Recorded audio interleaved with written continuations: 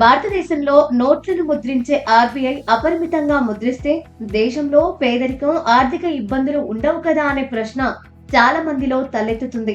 కానీ నోట్లను ముద్రించే నిర్ణయం ఎవరు తీసుకుంటారు? అపరిమితంగా నోట్లను ముద్రిస్తే ఏమవుతుంది? ఈ విషయాలు తెలిస్తే వణుకు పుట్టుకొస్తోంది. ద్రవ్యోల్బణం పెరిగి దేశంలో ఉపాధి తగ్గినప్పుడు సామాన్య పౌరుడి మనసులో తరచుగా ఓ ప్రశ్న తలెత్తుతుంది. రిజర్వ్ బ్యాంక్ ఆఫ్ ఇండియా మరిన్ని నోట్లను ముద్రించడం ద్వారా పేదరికాన్ని నిర్మూలించలేదా? అపరిమిత కరెన్సీ నోట్లను ముద్రించే అధికారం కేంద్ర బ్యాంకుకు ఉందా?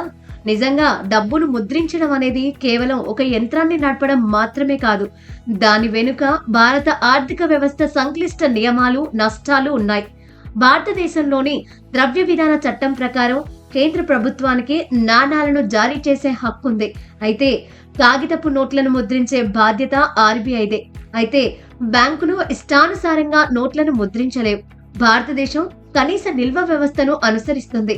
ఈ వ్యవస్థ కింద కొత్త నోట్లను ముద్రించడానికి ఆర్బీఐ కొంత మొత్తంలో బంగారం, విదేశీ మారక నిల్వలను తన వద్ద ఉంచుకోవాలి. దీని అర్థం మార్కెట్లో చెలామణిలో ఉన్న ప్రతి నోటు నిజమైన ఆస్తులతో మద్దతిస్తుంది. దీని కారణంగా గవర్నర్ నోట్ హోల్డర్ కు ఆ మొత్తాన్ని చెల్లిస్తానని హామీ ఇవ్వచ్చు. నోట్ల ముద్రణ నిర్ణయం ఏకపక్ష నిర్ణయం కాదు. ఈ ప్రక్రియలో కేంద్ర ప్రభుత్వం, రిజర్వ్ బ్యాంక్ సంయుక్తంగా నిర్ణయిస్తాయి.